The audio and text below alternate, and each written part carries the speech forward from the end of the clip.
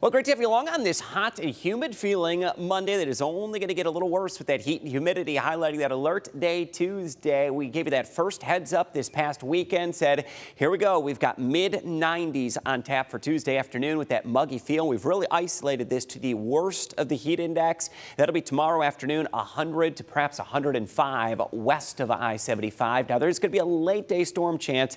Many of us holding out for that chance of rain, and I don't expect it's going to be all that great of a chance as we go into tomorrow afternoon and evening. We are in the lower 90s across much of the Buckeye State. Gets even worse with the heat, and this is what's going to be on tap tomorrow, mid-90s, and it is sweltering with the heat and humidity west of us back over toward the state of Illinois. Current readings, we are in the lower 90s. You're feeling it for Monroe at 90, Tiffin at 90, 93 for Fremont, 92 in Napoleon, and dew points have been steadily creeping up. We're in the mid to even upper 60s, and they're only going to get a little more humid as we go into the afternoon tomorrow. Now, here's part of the reason why, and let your attention draw over to this.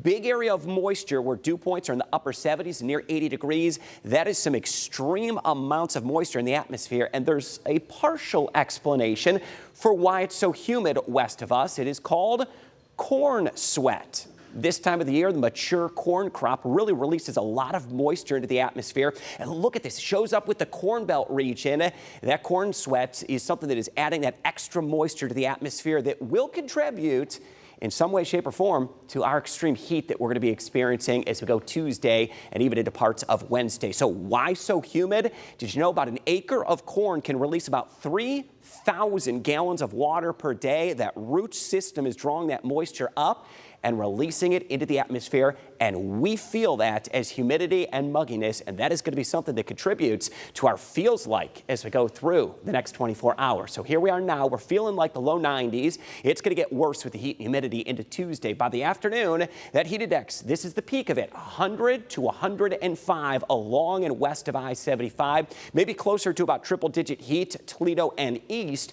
where you may escape with the heat index closer to 100 as we get into the afternoon Tuesday. So summer heat is going to be focused on Tuesday. Yes, we do get heat this time of the year, but it is going to be extreme Tuesday afternoon with that feels like 100 to 105 at this point. Already extra hydration, seek shelter, and take plenty of breaks if you must be outdoors. Now, as far as any rain chance, nearest chance is going to be late Tuesday. Here's the clock, 11 p.m. May get a few stray showers and storms into the area.